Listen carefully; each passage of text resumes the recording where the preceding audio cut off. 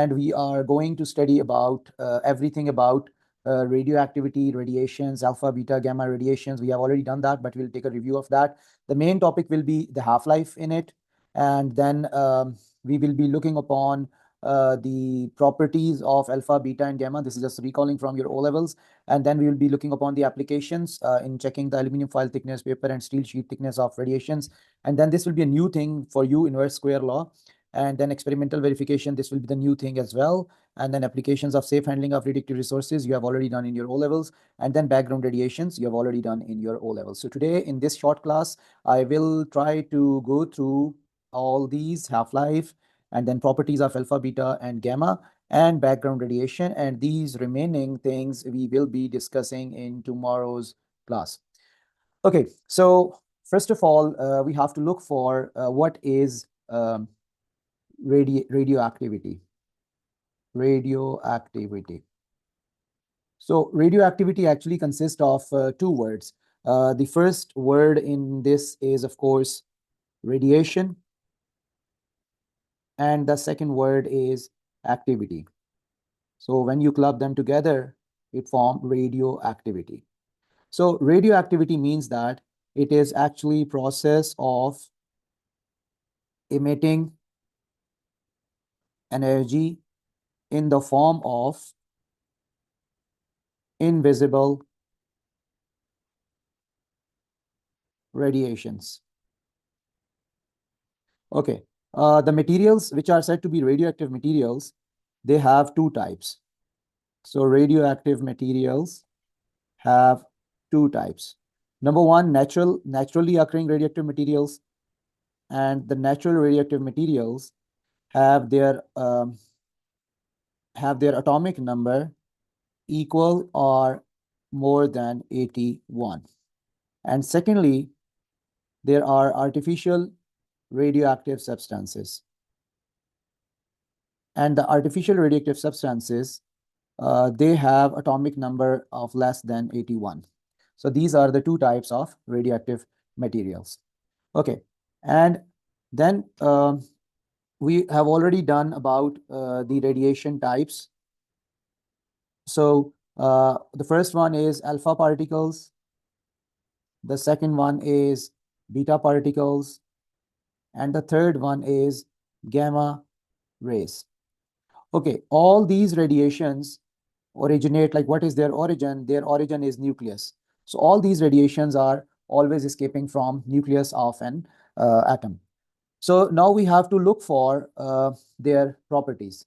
So, okay, before we look at the property, there are like two types of nuclei. One is unstable nuclei. And what is nuclei? Nuclei is actually the plural form of too many nucleuses. So too many nucleuses of an element are called nuclei. So unstable nuclei are the one which have too many protons as neutrons or vice versa. Like they have unbalanced number of protons and neutrons. Like either the proton is too much or the neutron is too much. Okay, so the stable nuclei, what are stable nuclei? The stable nuclei are one which have balanced number of nucleons, like their protons and neutrons are almost equal. So that's why they are not emitting any energy and they have no extra energy in nucleus.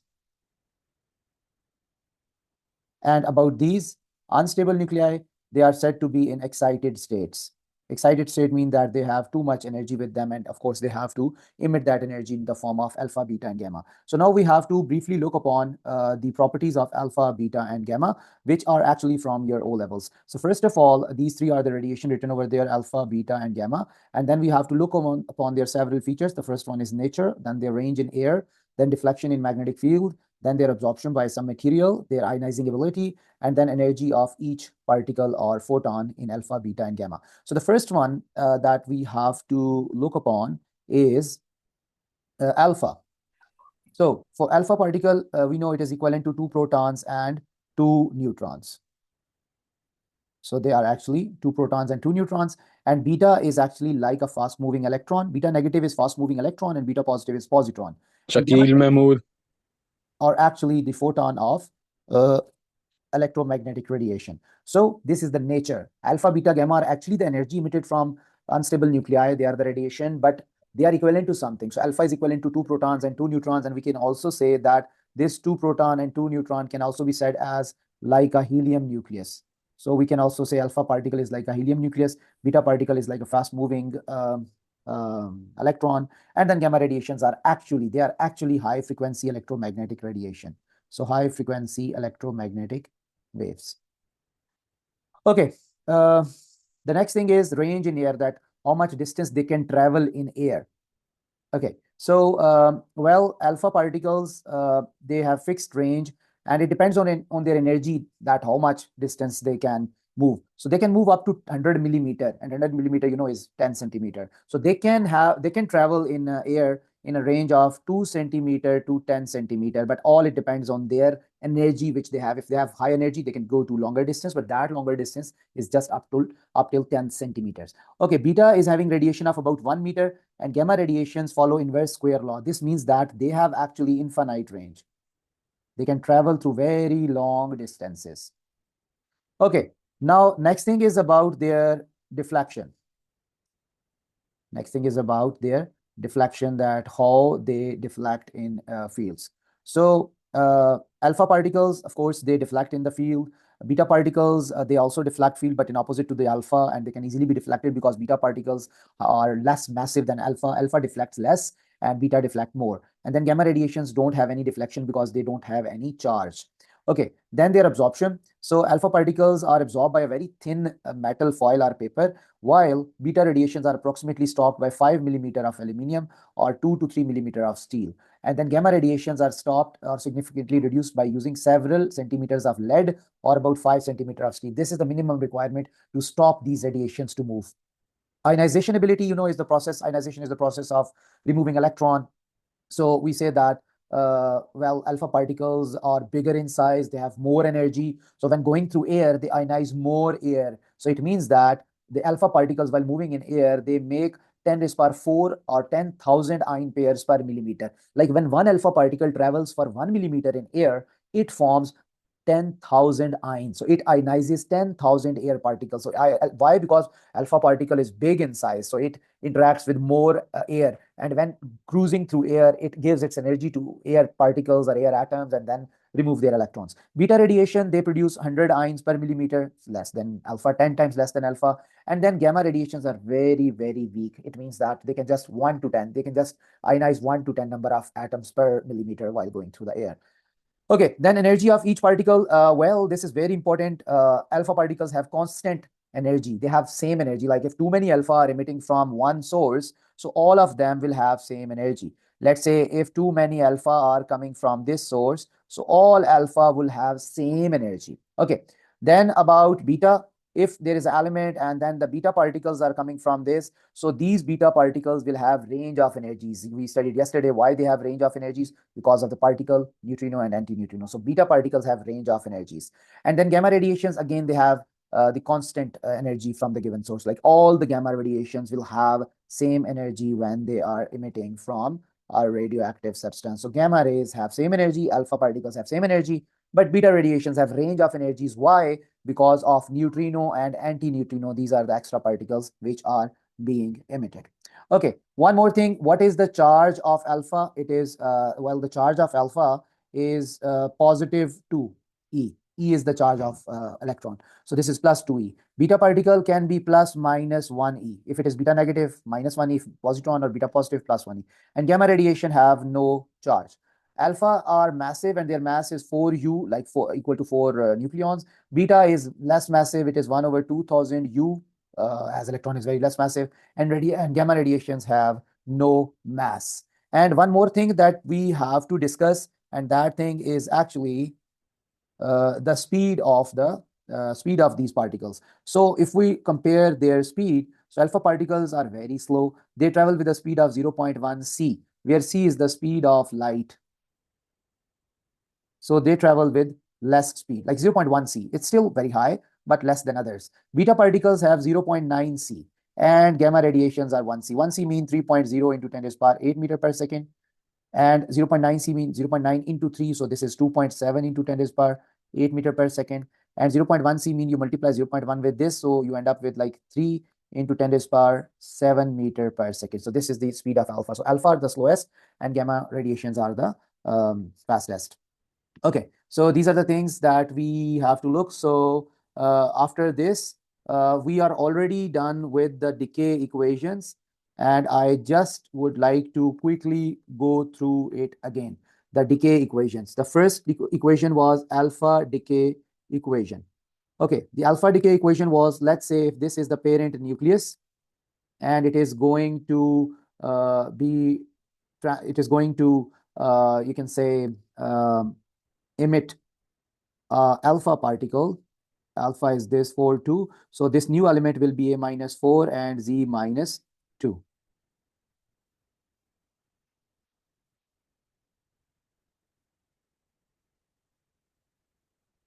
Okay, and then the second one is beta decay. So inside the beta decay, there are two categories. The one is the beta negative decay. So if you look upon the beta negative decay, it's XAZ and it goes to Y, and beta negative mean that it is this particle. So this is A minus 0 and this is Z plus 1. And another particle is going to be emitted over there, and that particle is anti-neutrino. So this is anti-neutrino.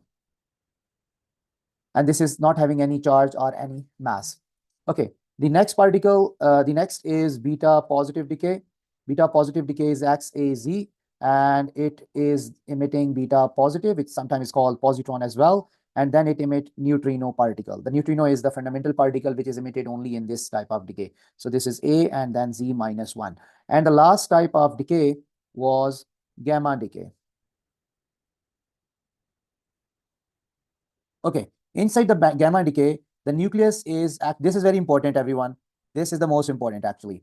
When alpha and beta decay happens, like a particle emits alpha and beta, a nucleus actually emits alpha or beta particles, then nucleus goes into excited state, in unbalanced state. Why? Because it loses some of its protons or neutrons. So then we say that it is in excited state. This steric actually represents the excited state. So it will release its energy in the form of gamma rays then.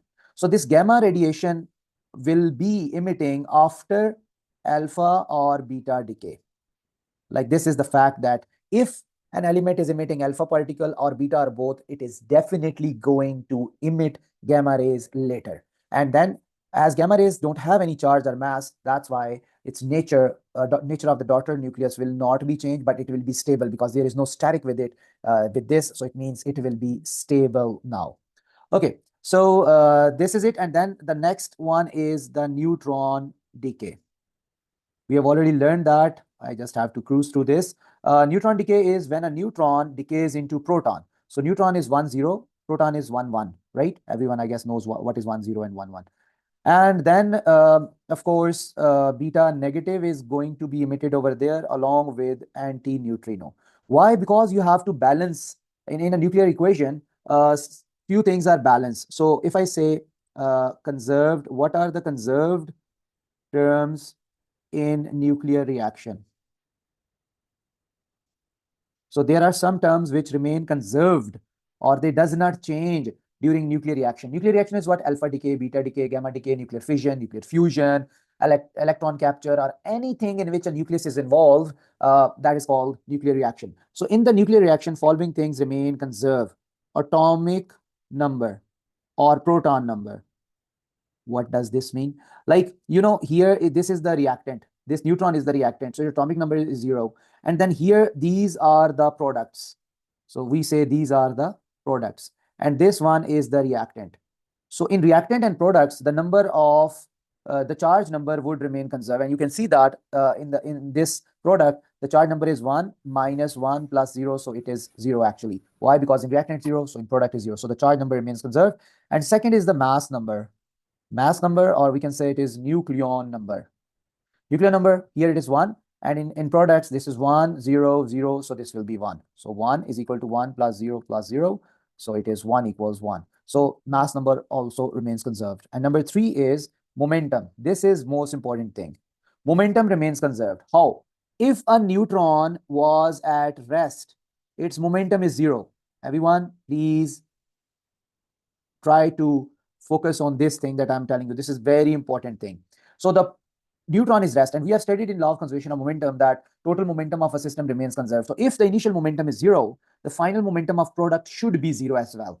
So what happens is that when beta particle leaves that, when the beta particle will leave the proton, will leave from the neutron, it will form a proton, and then a beta particle will be there, and anti-neutrino there as well. So what happen is that this beta and this this antineutrino will be moving in that direction, and then this proton is going to recoil back.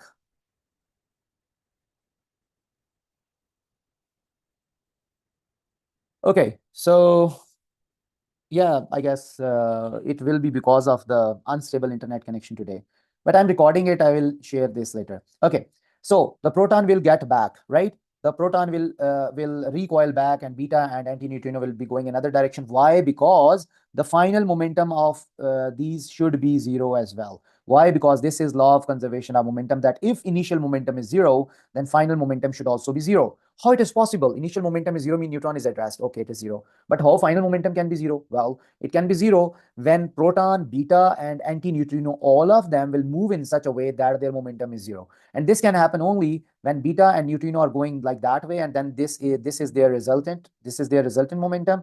And then, of course, the proton will be recoiled back, and then adding their momentum, we will get zero. So that's why we say in any nuclear reaction, the momentum is always zero.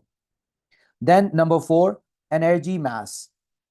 This is energy mass, EM. So energy and mass remains, product of energy and mass remains the same. What does that mean? If the neutron is at rest, so it's mass and rest mass energy, you multiply them, and then when the proton, beta, and the antineutrino, they are moving, so you just multiply their energy and mass, so you will end up with the same answer. So these 4 terms remain same during nuclear reaction, which can be alpha decay, beta decay, gamma decay, nuclear fission, fusion, electron capture, or any nuclear reaction. Okay, let's move forward to next thing, which is half-life. Okay, so hold on. Yeah, so this is half-life. Okay, so half-life. Half-life is a term that we use for radioactive materials. So it is a term used for radioactive materials. Okay, why we use half-life? Well, the symbol for half-life, as it is time, so it is T, but its subscript is 1/2. So this 1/2 actually represents the half of time. So that's why we say this is half-life. Okay, what is half-life? How do we define it? Half-life is actually the time taken by half of the unstable nuclei to become stable. So first I'll write the definition, and then I'll explain this terminology to you. So we say that time taken by half of unstable nuclei to decay. Decay means to become stable. And how they become stable? When they release all their energy, or released all their energy. So the time taken by half of unstable nuclei to decay or to become stable or to release all their energy is called half-life. And what does this mean? This actually means that, for example, you have a substance, and that substance is uranium-235. Okay, so this uranium-235, it is a natural element. So natural elements have very longer half-lives. So its estimated half-life is 16,000 years, right? So it means that if initially you have just 1,000 unstable atoms, unstable uranium-235 atoms. So after first half-life, that is 16,000 years, like when 16,000 years will be gone, then the remaining number of particles will be 500, and the stable particles will be 500. Initially, the stable particles were zero when you started the experiment, let's say.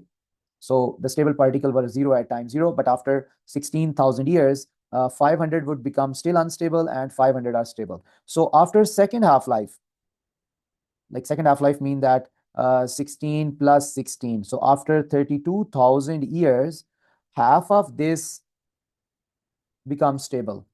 So we say that the stable nuclei 500 was first, and then half of 500 is 250. So we say 750 nuclei are stable now, but it takes too much time. So it means that after every 16,000 years, half of the nuclei are become stable. So we say time, and this is, let's say, unstable, and this is stable.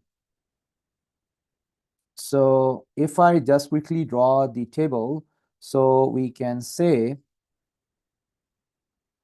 okay, hold on. We have to draw the straight line actually. So this is the first line, and this is the second line, and finally this is the third line. Okay, so if we now just write down the time at 0 time, if 1,000 nuclei were like unstable, and 0 was stable. So after a time of 16,000 years, this would become 500 and this would become 500 as well. And after 32,000 years, this would become 250 and this will be 750. And after 48,000, this will become 125 and this will become 875. And after 64,000 years, this will be 62.5, but 0.5 is not over there. So we can say 62, and this will be how much? Around 900 and maybe 40. It can be around that. Okay, so this is like your first half-life. This is second half-life. This is third half-life. And this is fourth half-life. So it takes too much time for all the unstable nuclei to become stable. So that's why we say the natural radioactive elements have very longer half-lives. So natural radioactive substances, like natural mean which we found, which we can found from the Earth's crust by mining, they have very long half-lives. That's why we can use them for over lifetime, because human don't have 16,000 years, right? That's why these have very like longer times. Okay, so if we want to measure the half-life, measuring half-life, there are two methods. So the first method is the graph method. So the graph method is called decay curve graph. You have already learned that in your O levels. So the decay graph is actually this one, which I am shifting over here. Okay, so you can see that along y-axis is always the number of nuclei n, or it can be the activity rate, it can be the mass, right? So this is number of unstable nuclei. And this is activity rate.